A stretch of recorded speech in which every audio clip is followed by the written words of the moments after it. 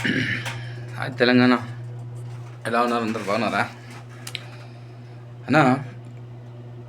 నేను మస్తు మంది ఉంటుంటే అన్న, దేశాలు వచ్చేటోళ్ళని బాగా మంది ఏమంటారంటే అక్కడ ప్రతి మాటకు, నీకేందిరా పోయి, నువ్వు దేశం పోయినావు కదరా, నువ్వు దేశం పోయినావు రాబాయి.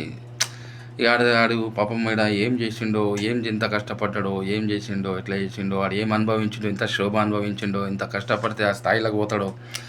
సంథింగ్ కొంతమంది వాళ్ళు అనుకున్న సిస్టమ్ దాకా రీచ్ అవ్వచ్చు, రీచ్ కాకపోవచ్చు. కొంతమంది కొన్ని ఆశలతో వస్తారు. కొందరు ఆశలతో వస్తే పర్లేదు, కానీ కొందరు అతి ఆశతో కూడా వస్తారు. అయితే ఇక్కడ జరుగుతుంది ఏంటంటే, ఇప్పుడు వాడిని చూసి వీడి చూసి వాడు వచ్చేది అది ఒక తప్పు అయిపోతుంది అన్న. అట్లా రావద్దు. ఎందుకంటే వచ్చేటోళ్ళ పిల్లలు ఇప్పుడు తెలంగాణలో మంచి భవిష్యత్తు ఉన్నదన్న.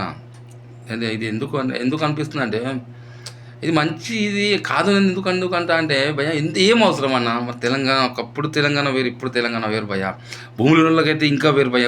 ఇక మన దగ్గర అట్లా పోటీ ఏం లేదు, కానీ ఉన్నోళ్ళకి మాత్రం సూపర్. కానీ అంతెందుకు అన్న, మనది కూడా తప్పే. తల్లిదండ్రులు కూడా తప్పు చెప్తారా అన్న? అరే తాగకుర్రి, చేయకుర్రి, అటుకోకుర్రి, ఆ పని అంటే చెడు పనులు చేయకు అని చెప్తారు. మనం వినం కదా. ఓకే, అదే కాకుండా వినకుండా రెండో విషయం ఏంటంటే, పాపం వాళ్ళు మనం మంచిగా వాళ్ళకి షోక, తల్లిదండ్రికి, పిల్లలకి అందరికి పంపించే షోక మనం లేదు కదా.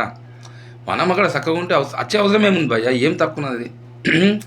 అందరు మన కుటుంబంతో ఉండి, మన ఫ్యామిలీ మొత్తంతో ఉండి మంచిగా అన్నీ పోంగ 10,000 మిగిలిన సంతోషంగా ఉండొచ్చు భయ్య. ఎందుకు తక్కువైంది ఆడ ఇలా మొత్తం ప్రపంచం అంతా మన దేశాన్ని చూస్తుంది. మనం ఏమో ఈడికి వస్తున్నాం. నేను అనేది అంటే చాలామంది ఇట్లా కూడా అనుకోవచ్చు, నువ్వెందుకు పీకందుకు పోయినవరా అని అనొచ్చు. కాబట్టి నాకు తెలుసు ఎందుకు పీకదని. అది ఉండదు. ఇక్కడ నేను పాతోడిని, నాకు తెలుసు ఇక్కడ రూల్స్ రెగ్యులేషన్స్, నాకు దగ్గర ఒక ఆయుధం ఉన్నది, లైసెన్స్ ఉన్నది, ఎవ్రీథింగ్ ఎన్ని నాకు తెలుసు. నేను ఒక ఇంటర్వ్యూ తోటి నేను డైరెక్ట్ అట్లా వస్తే నో ప్రాబ్లం.